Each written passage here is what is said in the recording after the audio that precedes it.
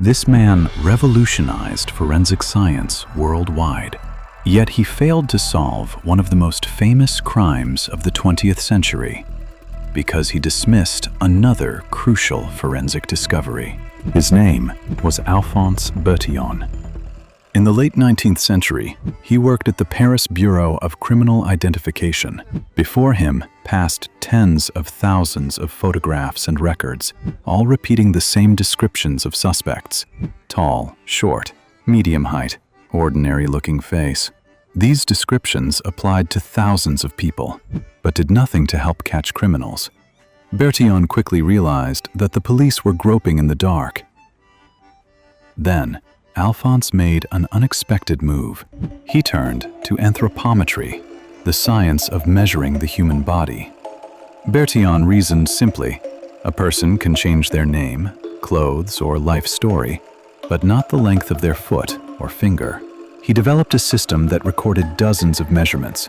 Matching 1 or 2 measurements was possible, but 5 at once? Almost impossible. The method worked. Within a few months, Bertillon helped catch a repeat offender and soon became head of the identification service. But the talented criminologist didn't stop there. Bertillon decided to bring order to police photography as well. Before him, arrested people were photographed haphazardly, in different poses, scales, and even with artistic flourish. He introduced a strict rule: only full face and profile, consistent lighting, no creativity. Photographers complained, criminals scowled, but the results were impressive. In the first year alone, the police identified hundreds of repeat offenders.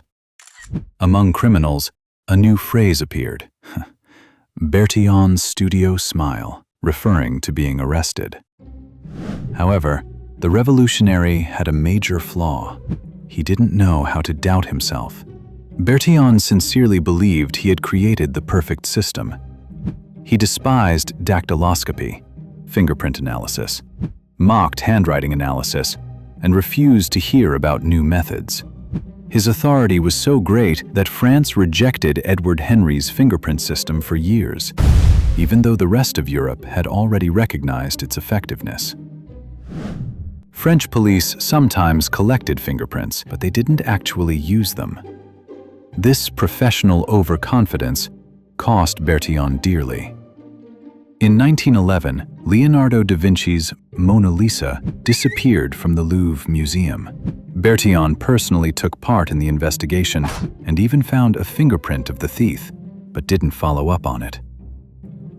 2 years later, the thief, artist Vincenzo Peruggia, exposed himself when he tried to sell the priceless painting.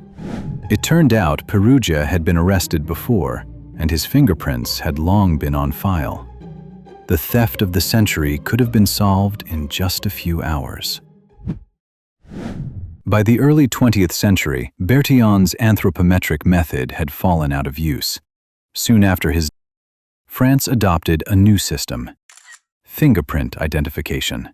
Nevertheless, Bertillon remains in history as one of the founders of forensic science, and as a man who taught the police to see, even if he sometimes refused to look any further himself.